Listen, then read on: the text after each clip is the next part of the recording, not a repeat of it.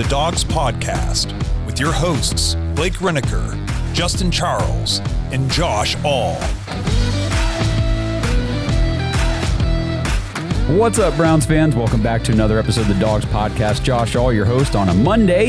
Happy start of the week. Happy day after the Super Bowl. I hope everybody enjoyed the game last night.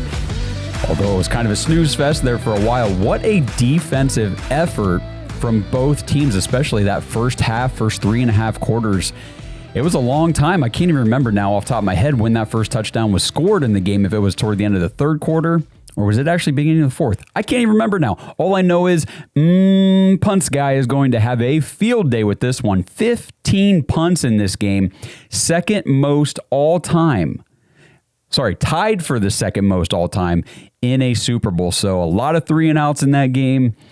And I'm not going to go too deep here into Super Bowl reactions or reviews or anything like that, because tomorrow night we're going to be doing YouTube Live, me, Blake, and Justin, and we're really going to get into the Super Bowl, give some more extended thoughts and analysis on the game and all that kind of stuff. And then we've got a bunch of voicemails to play from you guys tomorrow night too. So tune into that. Probably going to be 8 o'clock p.m. Eastern on YouTube. That's what I'm guessing, but it will be tomorrow night.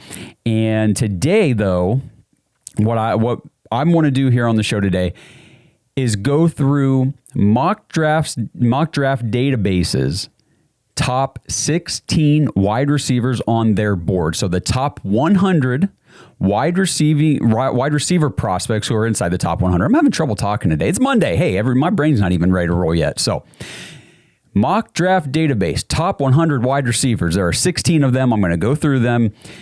The breakdown of their stats, their metrics and everything per PFF and all this kind of stuff. Not my ranking, not my order or anything like that. Not my favorite guys for the Browns. Maybe I'll probably have some commentary along the way. But just to give you guys an idea, if you're not familiar with the names and the prospects so far through the process, here they are coming up on today's show. And then at the end of the show, I do have some messages from the website to read. I got a voicemail to play, and everybody's favorite, the return of Vinty. That's right, the villain is back, giving me a whole lot of crap, and, well, you guys know I'm just going to give it right back, so there we go. That'll be after the wide receiver discussion, which is coming up here, but make sure you guys go to jointhedawgs.com if you want to become part of the Dog Pack community. Get in there, sync up with the private Discord, hang out with all the diehard Browns fans 24/7. Conversations going on in there, and right now, obviously, discussing the Super Bowl stuff from last night, the MVP, Kenneth Walker, the importance of, and this is part of the messaging we'll get to at the end of the game, but just to give you guys a preview, or the end of the show, I'm sorry. The trenches. There were some issues on the New England side of the ball on the offensive line, and there were some domination happening on the Seahawks defensive front. It was insane. So we'll talk about that here at the end of the show, but that's jointhedawgs.com. 1, to support the show, and 2, to jump in and get in on that conversation. All right, let's do this. Let's talk about wide receivers. I've been promising you guys this for a while, and just haven't had time to put it together yet with the head coaching search. We're a little behind the schedule on what we would normally be doing this time of year.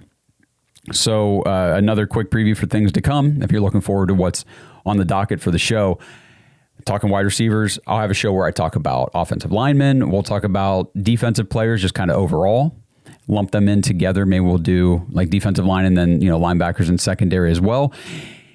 And then free agents, because that's coming up. That's like in a month. I think a month from today is when legal tampering window opens. So free agency is not far away. I've got some episodes planned where I will go through free agent spots of need for the Browns, some guys that I think could be ideal targets based on their fit for the team and their projected market value, that kind of stuff. So we'll get into free agent talk soon. But today, back to the topic, wide receivers. So again, this is all per mock draft database. So if you want to follow along or you want to kind of keep tabs on how these guys are moving up and down the draft board projected overall, this draft season, it's mockdraftdatabase.com. Their number 1 projected wide receiver, and he is projected right now at pick 6 in the NFL draft, which coincidentally is the Browns pick. It is Carnell Tate, the wide receiver out of Ohio State, 6'3", 195 pounds. Now, I do have ages for some of these guys. Some guys I don't have the ages for yet, just this time of year, you just don't always get the age for these players. But Carnell Tate is right at that age for a wide receiver that you like to see, especially if you're hoping he develops into that wide receiver 1 alpha type guy. He's 21 years old. Now, in 2025, 66 targets, 51 receptions, 875 yards, and 9 touchdowns. He averaged 17.2 yards a catch. He ran 10.1% of his routes out of the slot, 88.9 out wide. So this is a primarily outside X receiver type of guy. He is not going to run a lot of his stuff out of the slot. He dominates on the boundary. He had 231 yak yards. That was good for 4.5 yak per reception. Now here, I'm going to get to this category right now, and then I will explain it, and then we'll do these numbers for all these guys. Yards per route run. I've talked about this on previous shows. I'm going to talk about it again. Yards per route run is a stat it doesn't have an easy explanation, but overall it's a good evaluator of how productive a wide receiver or a tight end or running back or whatever, a pass catcher is when they're on the field. It documents, how many yards, targets this player is earning per the routes they are running. So if you have obviously a higher yards per route run means you are earning more targets, making more plays in the opportunities that you are given to run routes on the field. So numbers, that's really what's important here. So what I look for when I'm looking at yards per route run, especially if I'm thinking about taking a receiver high in the draft, first, second round, I want him to have 2.5. 2.5 yards per route run is a very good number. Now, if it's like 2.4 to 2.5, that's fine too. You got to take all these other metrics into account along with yards per route run. But when yards per route run takes you off of my board completely is when you are under 2. If you're not over 2.0 yards per route run, I can't draft you. I just won't do it. It does not succeed in the NFL. If you can't have over 2 in college, you're not going to be good in the NFL. 2.0 to like 2.25 is okay, but still that's like danger zone. You're close to being off my board. Again, like that 2.25 to 2.4 is where it starts to get a little bit more of that yellowish area where it's like, okay, let me look at all your other metrics. 2.4 to 2.5, you're looking good. Anything over 2.5, you are definitely on my board and somebody I'm looking at. Carnell Tate wasn't just over 2.5. He was at 3.02, over 3 yards per route run. So a very good wide receiver per that metric. So that's important to me. And the other thing I really like to look at is ADOT. How far down the field are you being targeted on average? Obviously, the further down the field your ADOT and you have the high yards per route run and the good solid production profile to go with it means you're making plays down the field. It means you're getting open and your quarterback is targeting you down the field. There is a guy on this list that's got a very low ADOT. I'm trying to see. Yeah, it's very low. We'll get to him here in a few. And it's one of those, if you're only getting targeted around the line of scrimmage, I do have concerns about that. 14.6 yards down the field for Carnell Tate. Great number right there. This is my favorite number, more than yards per route run for Carnell Tate specifically, but it's the drops. 0 drops for Carnell Tate. That is awesome to see. He is the only wide receiver on this top 16 list who didn't have a drop this year. The next thing, this is why, and here's some commentary on this. Carnell Tate is my number 1 wide receiver on the board for the Browns. If he's there at 6, I know we're going to talk about linemen later on in the show. Carnell Tate at 6, if he's there, take him. You just freaking take him. Contested catches, look at these numbers. He had 14 contested throw opportunities. He caught 12 of them. 12 out of 14, that's good for an 85.7% contested catch rate. That's enormous. That is awesome. This dude he's just so good. If you look these deeper metrics, now the production profile wasn't enormous. He didn't have like this 1,200 yard, 15 touchdown season or anything like that. But he was playing on an offense with Jeremiah Smith, with other receivers, with good tight ends, with running backs. They spread the ball around a lot, and he missed, 3 games or something with I forget what the injury even was. It was undisclosed at the beginning, but he missed some time and all that kind of stuff. But these deeper metrics show just how effective he is when he is out there playing for you guys. This is the one stat that's a little bit lower. It's tied for the lowest on this list. So it's missed tackles forced, and he had 6. just 6 missed tackles forced. So basically, he's going to get down the field. He's going to make the catch. He's probably not going to make anybody miss after the catch. Now, part of that, too, is that he's getting a lot of those contested catch throws, which means he's going up for the catch, coming down with the ball at the same time as a defender. So obviously, there's really not an opportunity to force a missed tackle, to gain yards after the catch in those situations. So that's also part of the story here for Carnell Tate. And his quarterback rating when targeted, 151.8. That is the highest. I'm looking at the numbers here.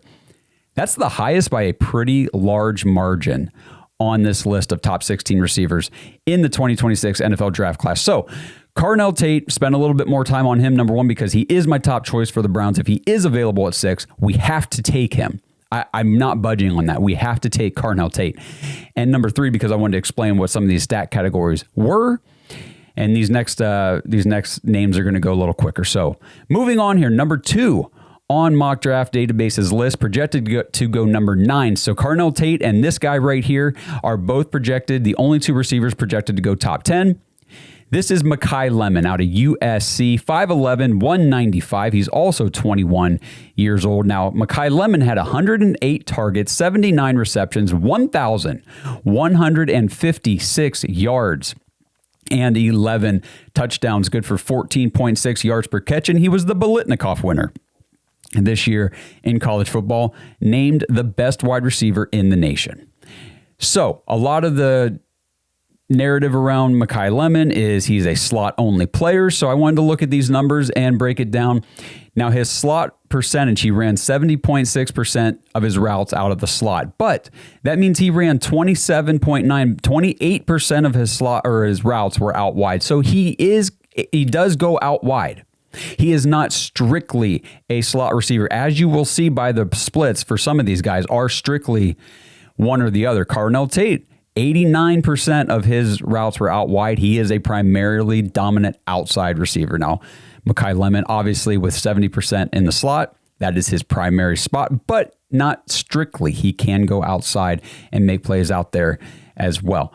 Moving on here. So his yards after catch, 502.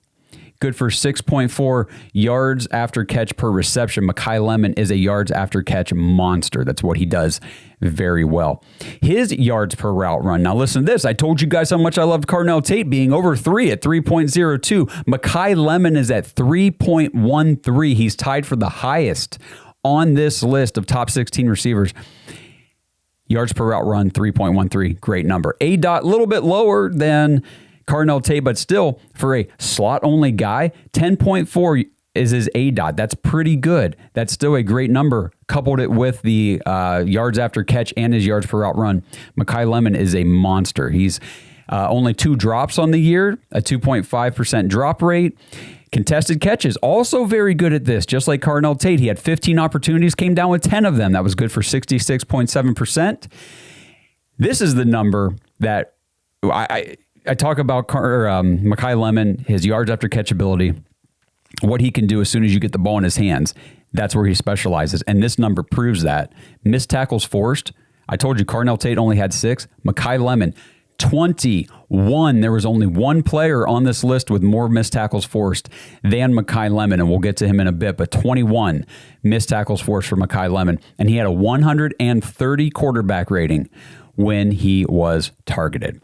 Moving on here, number 3 on the list, this will be, he's projected as the 13th pick in the draft. This is Jordyn Tyson, wide receiver out of Arizona State, 6'2", 200 pounds, also 21 years old. In 2025, Jordyn Tyson had 97 targets, 61 receptions, 711 yards, 8 touchdowns, good for 11.7 yards per catch. He ran 25% of his routes out of the slot, 74.7, but 75% out wide. So he is a scheme versatile, alignment versatile type of wide receiver. Move him inside, move him outside. He's going to make plays. He's probably the most dynamic wide receiver in this draft, but Mock Draft Database has him ranked third on their projections, and he is also third on my personal rankings as well. Again, I'm not diving deep into my personal rankings, but the top three here are my top three as well. So sticking here with Jordyn Tyson, yards after catch, a little bit lower, 263. He had a 4.3 yards after catch per reception, so lower than Carnell Tate. So I know I just said he's probably the most dynamic receiver, but he's not doing a whole lot after the catch, as you will see with some of these guys.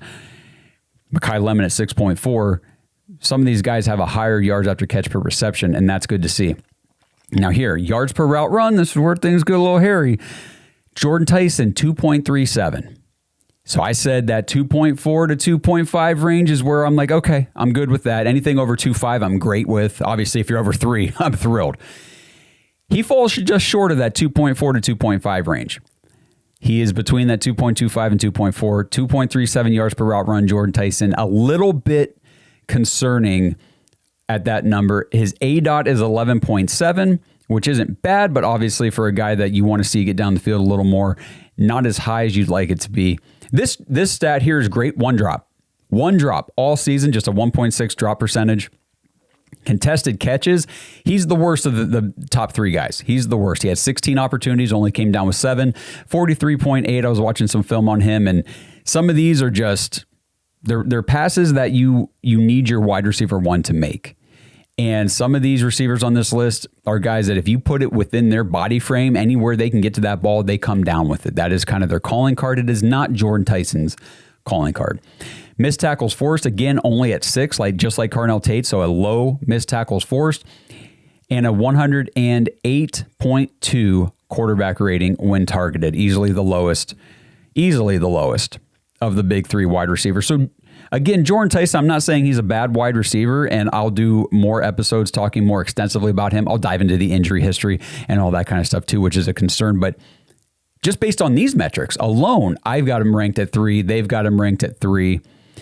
And that's not even considering the injury concerns. So I think when you factor that stuff into the profile as well, I believe number 3 is a good spot for him. I don't think he's he's definitely not my top receiver, and he's not over Makai Lemon. I would take both of those guys before I take Jordyn Tyson. Again, hey, drop in the comments as we go along, guys. Let me know what you think as I'm going through this. This episode is partnered with Kalshi. Browns fans, are you ready to put your money where your predictions are? With Kalshi, America's #1 regulated prediction market, you can legally trade on events that actually matter to you. And the best part is you don't need to predict specific stat lines and compile a 7-leg parlay just to win big. With Kalshi, the objective is either yes or no. Will Shedeur Sanders be the Browns' Week 1 starting quarterback? Will the Seattle Seahawks win the Super Bowl? Will Fernando Mendoza be the first overall pick in the NFL draft? And in other sports, will the Cavs make the NBA playoffs? You can put your money on these predictions and more with Kalshi. If you want to try it out, Kalshi is giving $10 to anyone who signs up at kalshi.com/dogs and trades $100. Get away from disadvantageous sports books and dive into real-world outcomes with real-time odds and real payouts. Head over to Kalshi, KALSHI.com/dogs, DAWGS, or just click the link in the description to get $10 when you trade $100 with Kalshi. Because why shouldn't you get paid for being right? We'll go a little bit quicker here. So now we get into number 4 on the list. This is the 23rd projected draft pick per Mock Draft Database. It's Denzel Boston out of Washington, a guy I'm rising on quickly here. 6'4", 209, 22 years old. He had 95 targets, 62 receptions, 881 yards, 11 touchdowns, good for 14.2 yards per catch. He had a 17.6% out of the slot, and then he ran 81.3% out wide. So while Denzel Boston profiles as a primarily an outside boundary X wide receiver, he can come inside. He can play the big slot role, which I think is really key for what he could be to an NFL offense at the next level. Yards after catch, 305, good for 4.9 yards after catch per reception. He had a 2.44 yards per route run, so he does fall within that 2.4 to 2.5 range that I'm okay with, that I like. I'm fine if you're in that range, especially if your other metrics are good, which his are. His are really good. He had a 14.4 ADOT, only 2 drops on the season, a 3.1% drop rate. Contested catches, this dude, just like Carnell Tate, get him down the field, throw it up. He's coming down. 13 opportunities, came down with 10 of them. 76.9% contested catch rate. 7 missed tackles forced. So again, he's very similar to the way Carnell Tate plays the game. Up and down with the ball, and probably not doing a ton after the catch because you're not getting him the ball quickly in space. It's more of those downfield developing plays. 116.2 quarterback rating when targeted. Number 5 on Mock Draft Database's list is the 28th overall projected pick. So these top 5 guys that I'm listing here, this is the last one of the group, are the 5 wide receivers that are currently being mocked at the, this is the aggregate of all industry mock drafts that are being done, that have been done.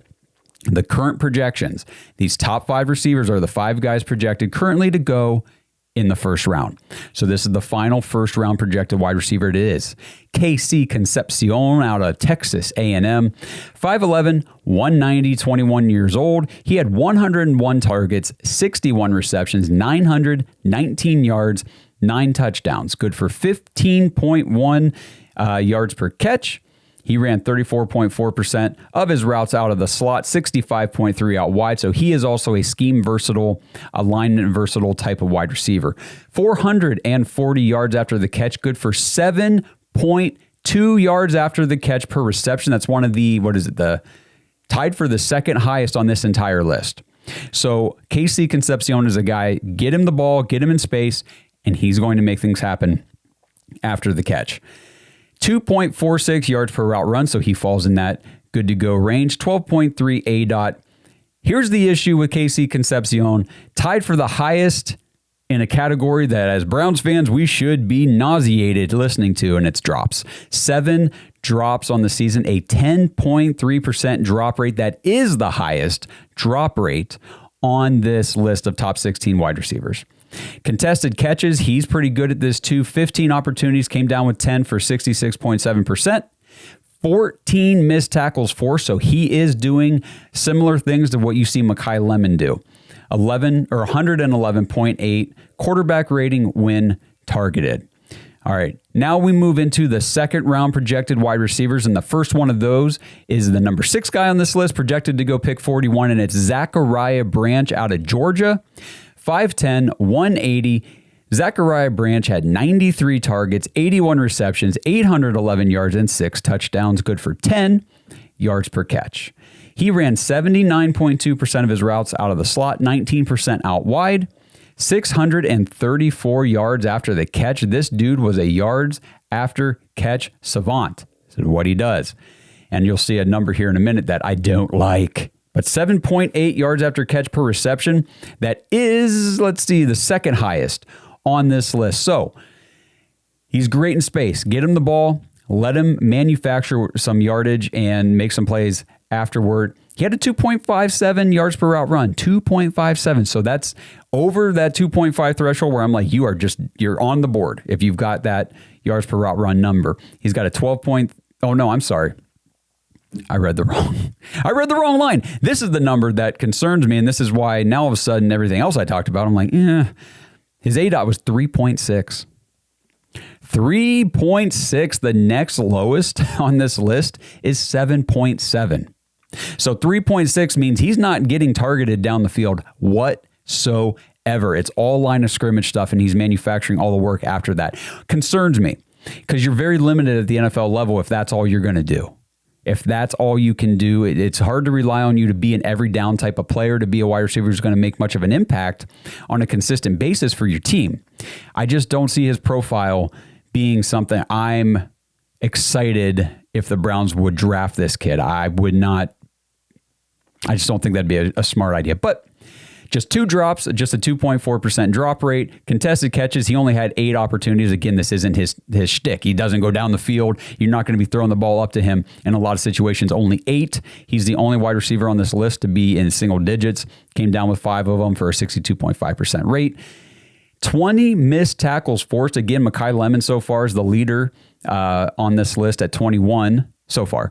And here's Zachariah Branch at 20. So again, you get him the ball, get him in space. He can jet sweeps, bubble screens, all those kind of things. But he's not a downfield receiver in any way, shape, or form, which is what I am concerned about when it comes to Zachariah Branch. And he had a 124.5 quarterback rating when targeted. So sticking here in the second round, number 7 wide receiver on this list, projected to go 47th overall, is Chris Bell, the wide receiver out of Louisville, 6'2", 220. This is a big-bodied, just rocked up type of receiver that people are going to fall in love with. And he's not going to test at the combine or anything like that to really improve his stock or to blow people's socks off because he had the knee injury late in the season. So we'll see what that does to his draft stock. But in 2025, Chris Bell, 106 targets, 72 receptions, 917 yards, 6 touchdowns, good for 12.7 yards per catch.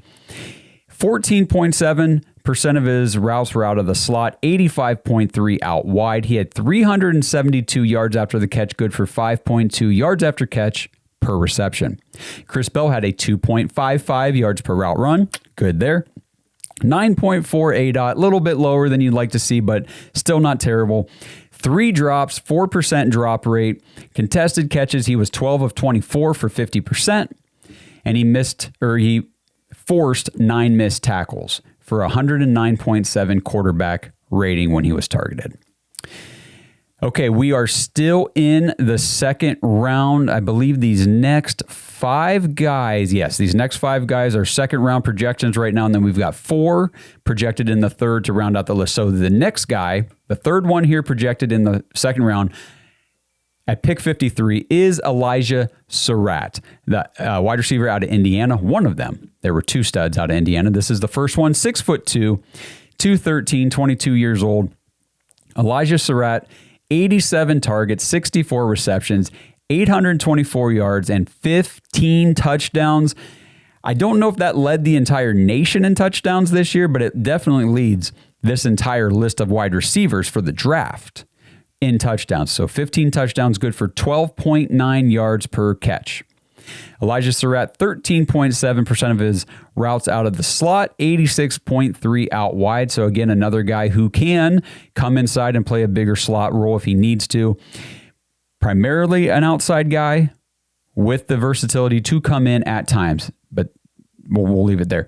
306 yards after catch, 4.8 yards after catch per reception. That's a low number. It's the lowest one I've hit so far.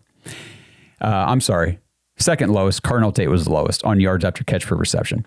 Yards per route run, 2.39. So Elijah Sarratt just comes below that 2.4 to 2.5 threshold. So that's 2 guys so far that we've got in that like yellowish range where I'm like, I can get on board with it as long as your other stuff is good. And then now it's Elijah Sarratt and Jordyn Tyson that are in that range. ADOT for Elijah Sarratt, 9.6. He had 3 drops on the year for a 4.5% drop rate. Now this is interesting to me because you look at a guy like Elijah Sarratt, you watch him in the playoff, college football playoff, national championship, all that stuff. He was a beast at contested catches, right? At least I thought so. Now, I didn't watch every Indiana game, obviously. This guy led this entire list in contested catch opportunities with 30. But he only came down with 12 of them for a 40% contested catch rate. So that's a lot lower than a guy like Denzel Boston at 76.9 or Carnell Tate at 85.7, who that is their thing. They are contested catch specialists. And this bigger bodied outside receiver, Elijah Sarratt, I just assumed he was going to be 60, 70 or percent or higher contested catch, but he's only at 40. So that's a little concerning to me as well. Just 9 missed tackles forced and a 132.9 quarterback rating when targeted. Moving on here to number 9 on this list, projected right after his teammate, Elijah Sarratt. This guy, Omar Cooper Jr. out of Indiana, projected to go at 54. 6 feet, 204 pounds, also 22 years old. Omar Cooper Jr. had 91 targets, 69 receptions, 937 yards, 13 touchdowns. So he and his teammate combined for 28 touchdowns this year. That's insane. Insane. Good for 13.6 yards per catch. Omar Cooper Jr., 83.3% of his routes were out of the slot, 15.7 out wide. So he is the exact inverse of his teammate, Elijah Sarratt. That's why they were a great complement to one another. They pretty much had complete opposite route percentage numbers here. So Omar Cooper Jr. primarily the slot guy, while Elijah Sarratt manning the outside. But back to Cooper, he had 494 yards after the catch, good for 7.2 yards per catch, yards after catch per reception, one of the higher numbers on this list. Now, unlike his teammate, Omar Cooper Jr. had a 2.55 yards per route run. Great number. Love to see it. He also only had 3 drops, a 4.2% drop rate. Contested catches. He was actually better than his teammate Elijah Sarratt. I was not expecting that. He was 7 of 14 for 50%. So still not like great. That's not his calling card. But it's kind of going through the numbers. I did not anticipate he would have a higher contested catch rate than Elijah Sarratt, but he does. The number that makes me want Omar Cooper Jr. So to give you the commentary on this, Omar Cooper Jr. 100% on my board for the Browns. First of all, the 2.55 yards per route run, great. Only 3 drops, great. Yards after catch at 494 or 7.2 average on yards after catch, awesome. Love to see it, and it's because of this number right here. 27 missed tackles forced, highest on this entire list of top 16 wide receivers. 27 missed tackles forced. This guy's a monster. And a 143.2 quarterback rating when targeted is the second highest on this entire list behind Carnell Tate's 151.8. So Omar Cooper Jr. here in the second round, projected right now in that 50, he's at 54, so the 50s, low 50s range, would be a great target for the Cleveland Browns. Whether they want to take him at 39, that's where we're picking in the second round, or if they want to move back a couple spots and pick up some draft capital, or move up from 70, where they pick next after that, to get a guy like Omar Cooper Jr., I would be thrilled to have him in Cleveland next year. This episode is sponsored by ButcherBox. Browns fans, I hope you didn't miss out on the Christmas promotion from ButcherBox, but if you did, I have great news. The promo is still running this week. Head to butcherbox.com right now and new members will receive your choice between free New York strip, ribeye, or filet mignon in every single box for an entire year. Plus, you get an extra $20 off with promo code DAWGS, DAWGS, at checkout. Just head over to butcherbox.com, choose your box and your delivery frequency. With the custom classic box, you get exactly what you and your family love. Choose from over 80 products, including meat and seafood. Plus, you can manage your entire subscription online, and you can change your box type, your product selections, your frequency, or your delivery date at any time. Shipping is always free. Deliveries come straight to your door on your schedule, and you can cancel anytime. Every meal is easier when your freezer is stocked with high-quality meat and seafood from ButcherBox. That's butcherbox.com. Right now, get your choice between free New York strip, ribeye, or filet mignon in every box for an entire year, plus $20 off with promo code DAWGS, DAWGS, when you check out. Okay, moving on here. Number 10 on this list, and this group of guys right here, Elijah Sarratt at 53, Omar Cooper at 54, and this guy at 56, Chris Brazzell II out of Tennessee, the biggest wide receiver on this list, 6'5", 200 pounds. Chris Brazzell had 86 targets, 61 receptions for 1,006 yards. He's one of only 3 receivers on this list to go over 1,000 yards this year in college football. 9 touchdowns, good for a 16.5 average yards per catch. That's the third highest on this list. Now, Chris Brazzell. Let me scroll over here on my sheet. Okay, this is where you say he is a one alignment guy. 94.3% of his routes were out wide, leaving just 5.7% out of the slot. So he was pretty much exclusively, strictly held to being an outside wide receiver, which at 6'5", 200, what else are you going to do? That is perfect spot for a guy like that. 244 yards after the catch, 4.0 yards after catch per reception. Is that the lowest on this list? Yes, that is the lowest yards after catch per reception on this entire list. But he had a 2.57 yards per route run, so that's good. A 15.7 ADOT, that's the second highest on this list, and just 2 drops. With a 3.2% drop rate, he only caught 7 out of his 17 contested catch opportunities for 41.2%, which again, you want to see a guy who's 6'5", 200, pretty much relegated exclusively to the outside spot, who's going to be running deep. He's got a 15.7 ADOT. You want to see a higher contested catch rate than 41.2. 8 missed tackles forced and 135.1 quarterback rating when targeted. Number 11 on this list, projected to go pick 57 right after Chris Brazzell, is Germie Bernard out of Alabama, 6'1", 204 pounds. Germie Bernard had 102 targets, 64 receptions for 862 yards, 7 touchdowns, good for 13.5 yards per catch. Germie Bernard, 34.5% of his routes out of the slot, 62.2 out wide, so he's more of that scheme versatile guy too, can kind of play both inside and outside. Had 394 yards after the catch, a 6.2 yards after the catch per reception. The number, and I already talked about it, Germie Bernard is completely off my board. 1.7 yards per route run. See you later, Germie Bernard. I can't draft you. You're out. You're out. He had a 10.7 ADOT, just 1 drop on the season, 1.5% drop rate. Only caught 5 out of 14 contested catch opportunities for a 35.7 rate. I believe that is also the lowest. Yep, that's the lowest on this list. He did force 17 missed tackles, which is a pretty decently high number here, and had 112.5 quarterback rating when targeted. I just don't know if Germie Bernard is really going to work in the NFL, and where he's currently projected to go as a second-round pick. Not worth it to me. Now, if you could get a guy like Germie Bernard in like the 4th round or the 5th round, okay, worth a flyer there. Not here. Definitely not here.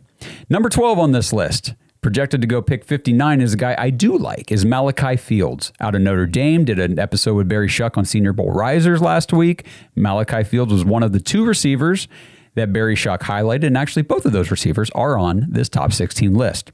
So the first one here, Malachi Fields, 6'4", 222 pounds, big receiver. Had 62 targets, just 36 receptions for 630 yards and 5 touchdowns in 2025, but that was good for 17.5 yards per catch, which is the highest on this list. Now, Malachi Fields, very similar to Chris Brazzell, just 9.7% of his routes out of the slot, leaving 88.7% out wide. That is where he dominates and where he primarily plays. Just 192 yards after the catch, good for 5.3 yards per catch. Yards after catch per reception, that's pretty low. And he had a 2.2 yards per route run, so that's even under the 2.25 to 2.4 yellow window I talk about. So I do like Malachi Fields. Some of these numbers give me pause, especially if he's going to be going middle of the second round here. 16.4 ADOT, just 1 drop on the season, 2.7% drop rate. Again, a guy that I would like to see have a higher contested catch rate. He came down with 11 out of 23 passes in contested catch situations for a 47.8% rate. So under 50 as well, kind of like Sarratt and Brazzell and these other guys who you would expect to have higher rates than that. Just 6 missed tackles forced, good for a 113 quarterback rating when targeted. So while I said, I do like Malachi Fields as a player, some of these numbers do give me pause, and I'm going to need to see combine stuff and probably go do a little bit more tape dive on Malachi Fields just to get a better assessment of what we're seeing here with these numbers. 13, a guy that I really haven't looked too much into, honestly, because I'm not that interested in him, but he's projected to go 75. So now we have entered the 3rd round wide receiver tier. These last 4 names will be 3rd round projected guys currently. It's Antonio Williams, the wide receiver out of Clemson, 5'11", 190. He had 72 targets, 55 receptions for 611 yards and 4 touchdowns, 11.1 yards per catch. Antonio Williams, 93% of his routes out of the slot, 6.7 out wide. So he is primarily a slot-only receiver. 320 yards after the catch, 5.8 yards after catch per reception, just a 2.27 yards per route run, so low, a little bit concerning to me, and just a 7.7 ADOT, not great. Just one drop, 1.8% drop rate, 6 out of 13 contested catches for a 46.2 rate, and 8 missed tackles forced, good for a 119.6 quarterback rating when targeted.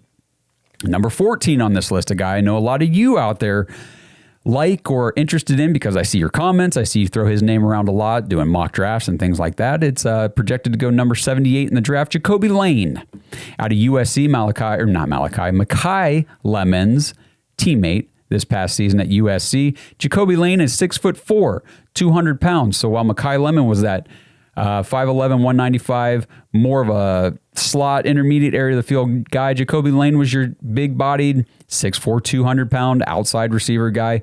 74 targets, 49 receptions, 750 yards, 4 touchdowns, good for 15.3 yards per catch. He ran 81% of his routes out wide, 19% in the slot, so not exclusively restricted to out wide, but primarily where he's going to run his routes at the NFL level. 236 yards after the catch, 4.8 yards after the catch per reception. So not doing a lot with the ball after he gets it. These big-bodied outside receivers really don't. That's just kind of the way it goes. But he had a 2.42 yards per route run, so that's higher than the last 3 guys on this list, which is good to see. A 12.5 ADOT. He did have 4 drops for a 7.5% drop rate, one of the higher drop rates on this list. I think it was the third highest drop rate out of these top 16 guys. Contested catches. Here we go. Jacoby Lane, once again, not impressive whatsoever. Just 10 contested catches out of 23 opportunities for a 43.5 contested catch rate. You want to see that number just be higher for these guys. If that's the role they're going to play, I need you to come down with the ball more. I really do. So that's concerning to me for Jacoby Lane. 11 missed tackles forced for a 106.3 quarterback rating when targeted. Okay, just 2 guys left to go through here. And actually, I really like these last 2 guys. They are 3rd-round picks. We are talking the Browns pick at, 70 and 107. These guys would be right in between that range. I would love to see the Browns get one of these receivers. I really would. Just depending on how the draft goes and who they're getting before now. I think one of these 2 guys, if they stay in this range, could be very good value players for the Browns picking where they're at. So number 15 on the list, projected to go 93, is Skyler Bell, the wide receiver out of UConn. 6 foot, 185, so he's not short, but he's slight, so he might need to bulk up just a little bit. But this guy, so I believe he's a 4th-year starter, 23 years old, a little bit older of a player, but the production this season, off the charts. 141 targets. Easily the most on this list. The next highest was 108. So, no, I'm sorry, 125. Oh, actually, yeah. These last 2 guys were the highest target earners among these draft-eligible receivers. So 141 targets earned for Skyler Bell this year. 102 receptions. Easily clears everybody on this list. The next highest was 81. 81. So this guy had 21 more receptions than the next leader on this list. So 101 receptions, 1,282 yards. That's the most on this list. And 13 touchdowns, tied for the second most out of these receivers. 12.6 yards per catch. Skyler Bell, 36.4% of his routes out of the slot, 61% out wide. So he's a more scheme versatile player as well. A number I love, man, 835 yards after the catch, 8.2 yards after the catch per reception, highest on this list. Get the ball in Skyler Bell's hands, and he's making something happen with it. 3.13 ADOT. Draft him. There are only 3 players On this list of draft-eligible receivers who had over 3 yards per route run, it was Carnell Tate, Makai Lemon, and Skyler freaking Bell. Get me Skyler Bell. I like this kid a lot. 8.3 ADOT, so that's lower than you'd like to see, but all these other numbers kind of factor into where that number sits for him. 4 drops, a little bit higher than what you want to see, a 3.8% drop rate. So in all reality, though, this is why I do drops and drop rate. Because you could say 4 drops, oh, well, that's tied for the second most on this list. Okay, but he had 141 targets. The other guys had 70. So he had like twice as many targets. So that's why his drop rate, 3.8, is actually one of the lower ones on this list. And in contested catch situations, here we go. Yes, he's only 6 feet tall. He's 185 pounds. Dude came down with 13 out of 20 contested catches for 65% rate. He had a higher contested catch rate than Elijah Sarratt, Chris Brazzell, Malachi Fields. Ridiculous. 15 missed tackles forced for 128% quarterback rating when targeted. If you guys can't tell, I like Skyler Bell. Okay, and the last guy on this list, number 16, the other guy from the Senior Bowl that Barry Shuck highlighted, a guy that I really like and would love to see the Browns come away with. Either Skyler Bell or this guy here, projected to go 94 overall, Ted Hurst, wide receiver out of Georgia State, 6'3", 195 pounds. Ted Hurst had 125 targets, 71 receptions, 999 yards, so just 1 yard shy of 1,000, man. Come on. 6 touchdowns, 14.1 yards per catch. He ran 16.3% of his routes out of the slot, 83.7 out wide, so he's the inverse of the guy I just talked about. Well, actually, not really even, no, that's wrong. Scratch what I just said. He's not the direct inverse, but he is more of a primary outside receiver for a formation where Skyler Bell, I'm reading that wrong. Skyler Bell really is a versatile type of player to go inside and out. Yards after catch for Ted Hurst, 374, just 5.3 yards after catch per reception, a 2.42 yards per route run. So he's in that 2.425 range, so I'm okay with that. I'm not over the moon like I am with Skyler Bell at 3.13, but that's okay. A 12.6 ADOT. He had 7 drops for a 9% drop rate. That's the second highest on this list. That is concerning to me, especially, again, as a Cleveland Browns fan. The thing we don't want to hear about with our wide receivers is drops. We don't want to hear about a drop issue at all. So Ted Hurst did have a case of the dropsies here in 2025. In contested catch situations, he had the second highest opportunities on this list at 27, came down with 16 of them for 59.3%.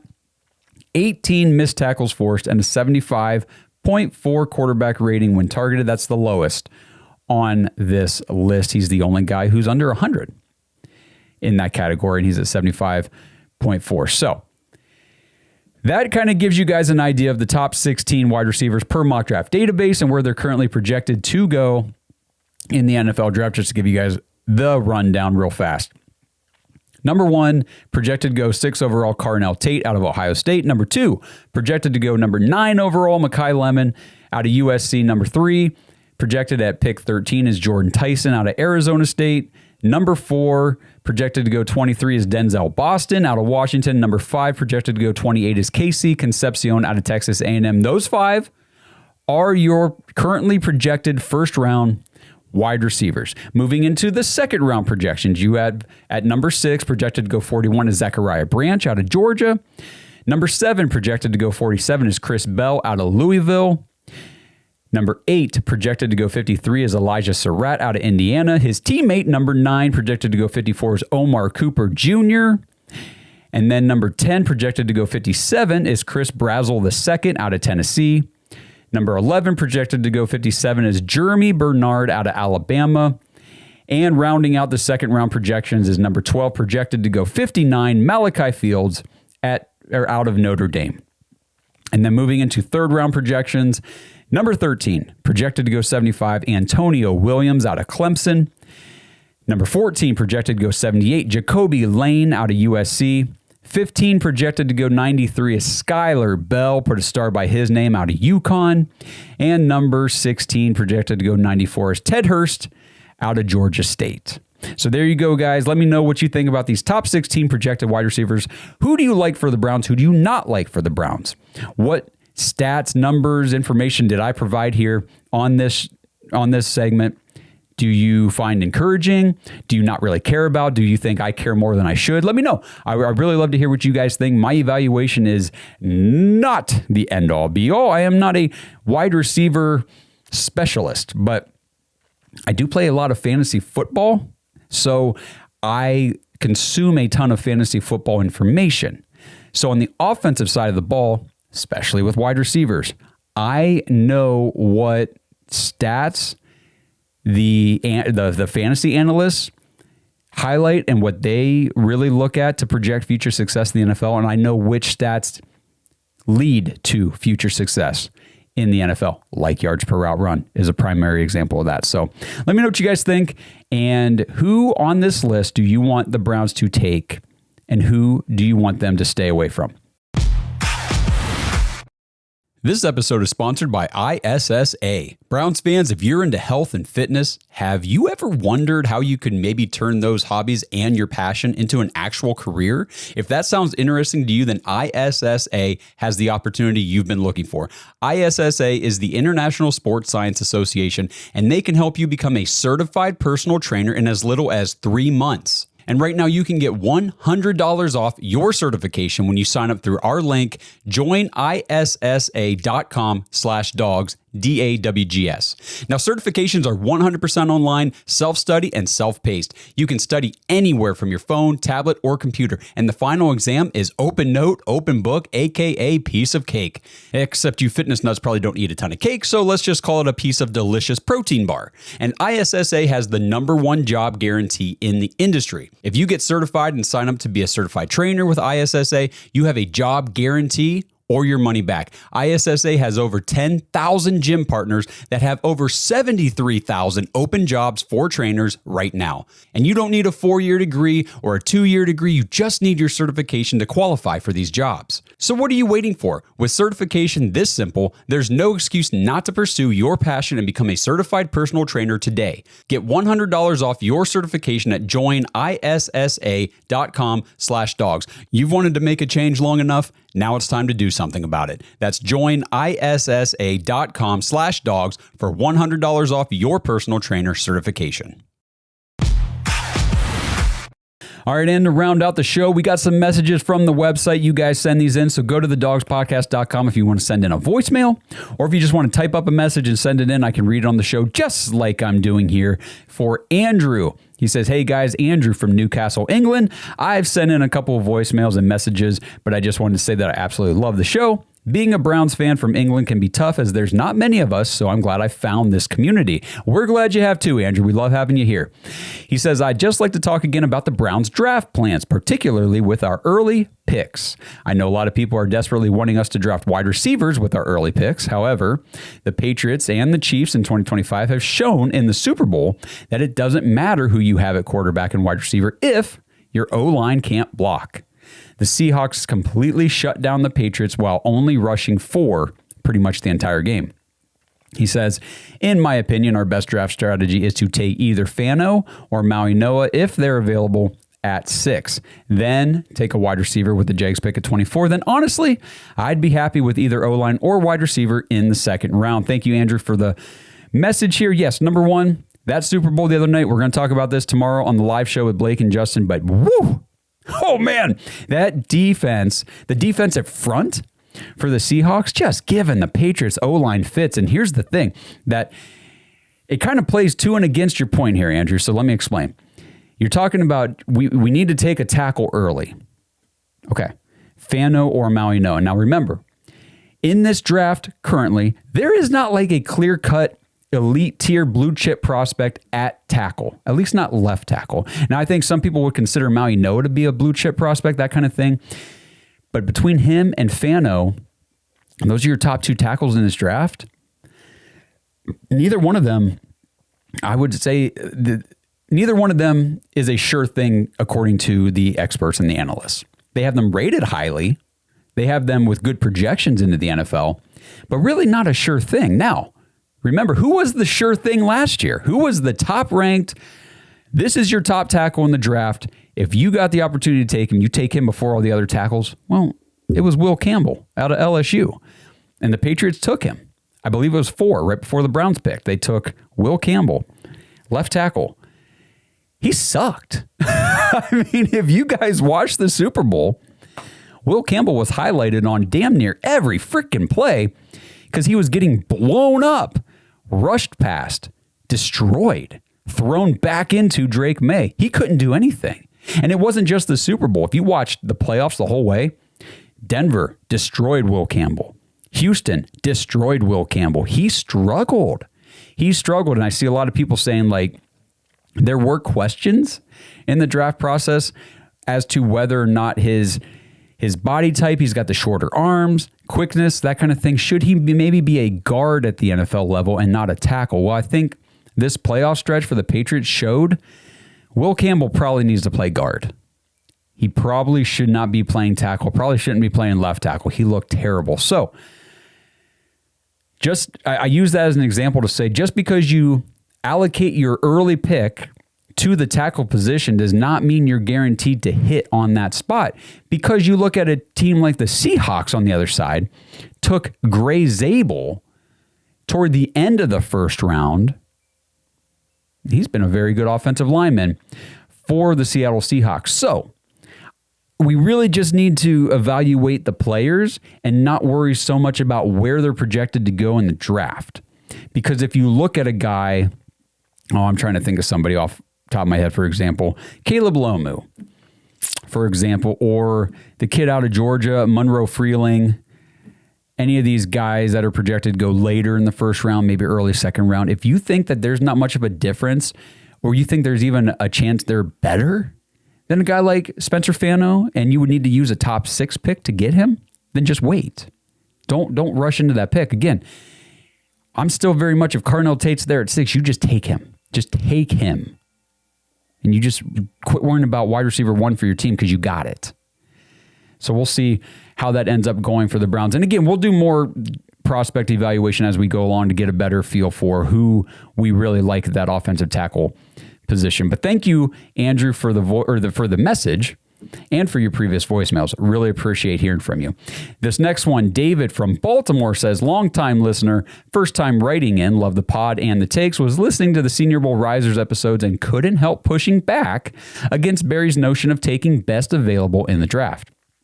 While I hear the desire not to miss out on an excellent edge rusher, etc., we're already wasting plenty of elite defensive talent, okay? You're not wrong. Adding more to the pile won't help. The single greatest thing the Browns can do to elevate the defense is to elevate the offense.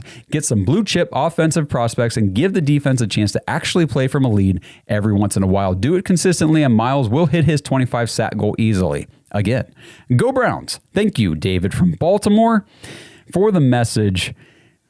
I mean, you watch the show. You know, we're all offense here. Like, quit messing around with the defense, Andrew Barry. Just get us some freaking offensive players so we can just give me a product I can watch. And right now it's not watchable because there's nothing to watch on offense. It's pathetic. It's terrible. And yes, we have one of the better defenses in the league, and it doesn't matter. We won 5 games, 8 games in the last 2 years. Who cares, right?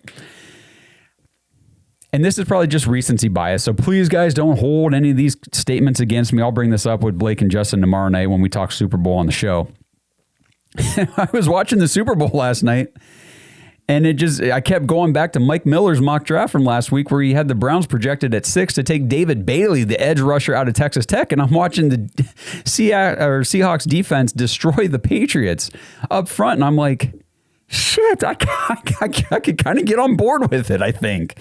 I feel crazy, and maybe as we get further removed from that game, I'll get back to my offense-only mindset. But I was watching the game thinking, well, if Carnell Tate goes 4 or 5, and we think the tackle prospects or the O-line prospects later in the first round are just as good as these guys up top, why rush the pick here at the top?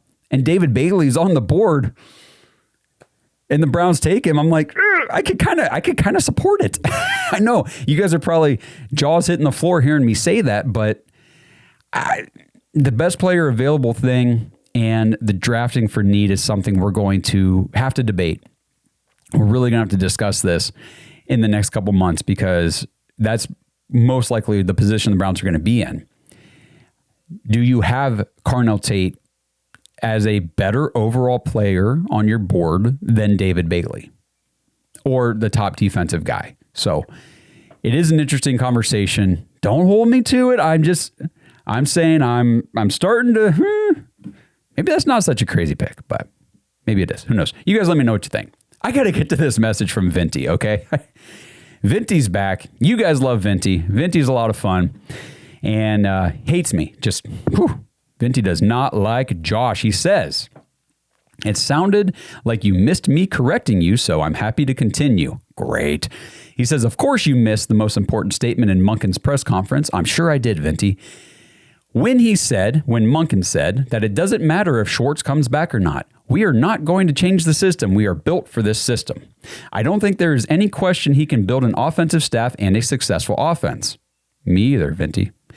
Showing he recognizes the defense has been structured for this system leads me to believe he knows what he is doing on the defensive side of the ball as well. If looking at the Browns defense and saying, yeah, it's a pretty good defense, they do pretty good in that system, means you're like a defensive guru, then I'm a defensive guru, Vinty. Anybody can see that. Come on, man. Anybody can see that. He continues on. He says, Monken has already proven he can lead a young team by taking Southern Miss from a winless team to a 9-5 record in 3 years. That's college football, Vinty.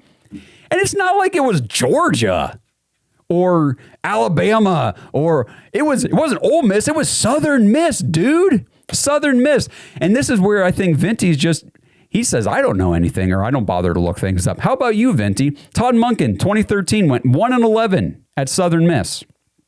2014, he went 3-9.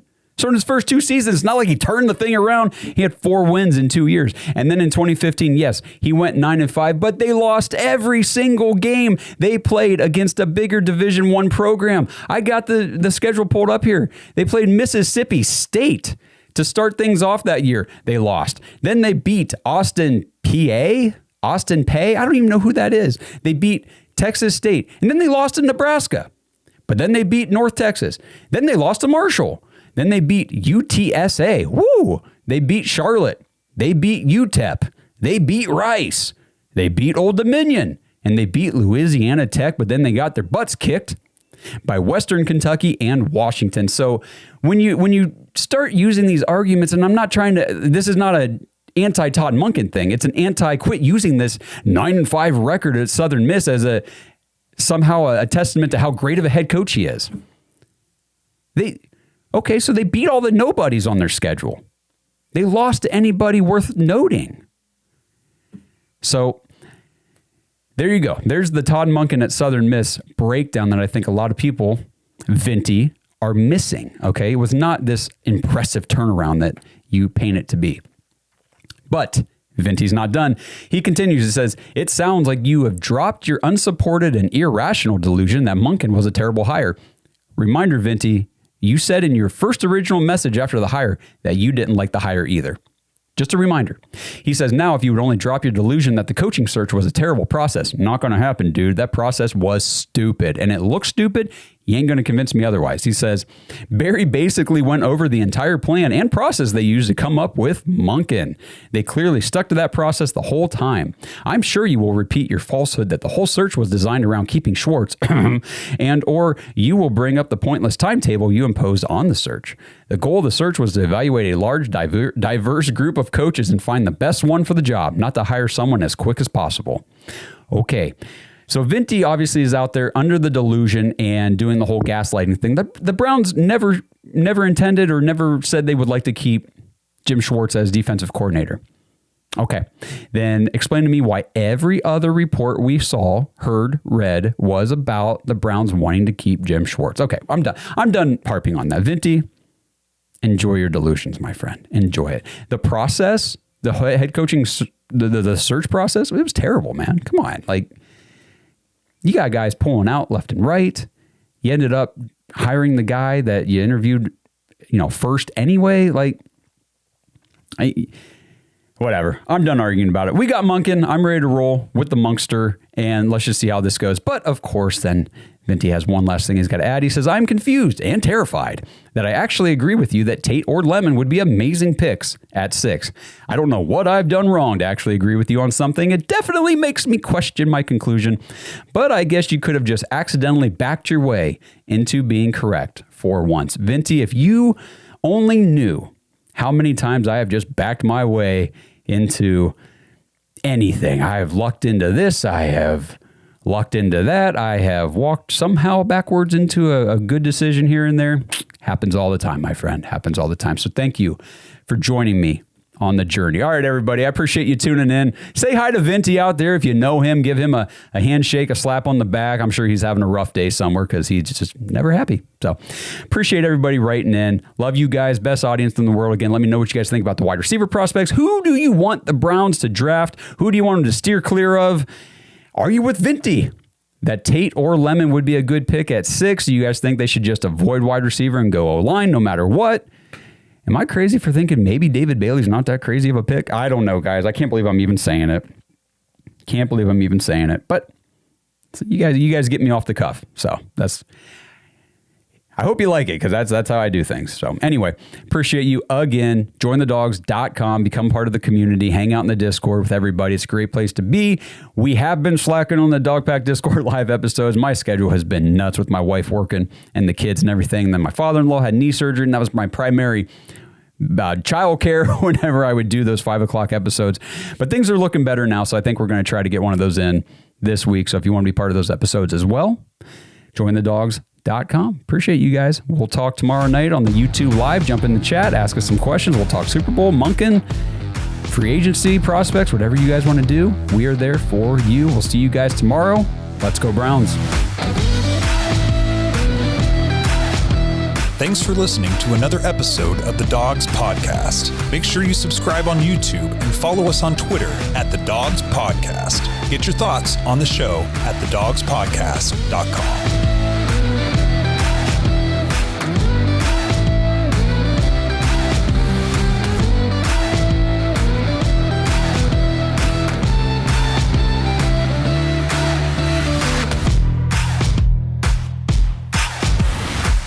This episode is partnered with Kalshi. Browns fans, are you ready to put your money where your predictions are? With Kalshi, America's #1 regulated prediction market, you can legally trade on events that actually matter to you. And the best part is you don't need to predict specific stat lines and compile a 7-leg parlay just to win big. With Kalshi, the objective is either yes or no. Will Shedeur Sanders be the Browns' Week 1 starting quarterback? Will the Seattle Seahawks win the Super Bowl? Will Fernando Mendoza be the first overall pick in the NFL draft? And in other sports, will the Cavs make the NBA playoffs? You can put your money on these predictions and more with Kalshi. If you want to try it out, Kalshi is giving $10 to anyone who signs up at kalshi.com/dogs and trades $100. Get away from disadvantageous sports books and dive into real-world outcomes with real-time odds and real payouts. Head over to Kalshi, KALSHI.com/dogs, DAWGS, or just click the link in the description to get $10 when you trade $100 with Kalshi. Because why shouldn't you get paid for being right?